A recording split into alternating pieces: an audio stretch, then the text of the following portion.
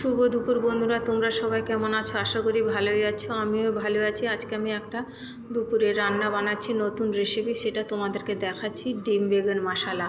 তাই আমি বেগুনটাকে চাক করে কেটে নিয়েছি, ওর ভেতর থেকে সব অংশগুলো বের করে নিয়ে কুচি কুচি করে কেটেছি। তাতে আমি পেঁয়াজ কুচানো, লঙ্কা কুচানো, রসুন কুচানো, ধনেপাতা কুচানো, নুন, হলুদ আর ডিম 3-4টে ভালো করে ফিটিয়ে নিয়েছি, মশলাটা রেডি করেছি। তারপরে কড়াইতে আমি সাদা তেল দিয়ে ওই বেগুনের গোল অংশটা বসিয়ে দিয়েছি। তারপরে চামচ দিয়ে আমি ওই মশলাটা ওই বেগুনের মধ্যে দিয়ে দিয়েছি। আঁচটাকে কমে দিতে হবে, আস্তে আস্তে হবে। তারপরে ওটাকে উল্টে দিতে হবে, দিলে আমার ডিম বেগুন মশলা রেডি। আর কি রান্না হয়েছে বন্ধুরা আমি দেখাচ্ছি তোমাদেরকে। প্রথমে গরম গরম ভাত আর বিট, গাজর, শসা, পেঁয়াজ কুচানো, লঙ্কা কুচানো, নুন দিয়ে মাখা, আর 3 পিস বেগুন ভাজা, ও একটু বেশি হয়ে গেছিলো, আর শিম ভাজা, আর এই যে ডিম বেগুন মশলা। দেখতেও সুন্দর, খেতেও সুন্দর।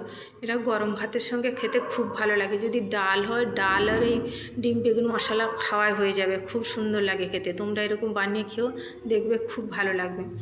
আর ডিমের ঝোলটা বানিয়েছি দই দিয়ে, আলু দিয়েছি, মটরশুঁটি দিয়েছি, এটাকে দই দিয়ে আমি বানিয়েছি। এটা খেতেও খুব ভালো লাগে।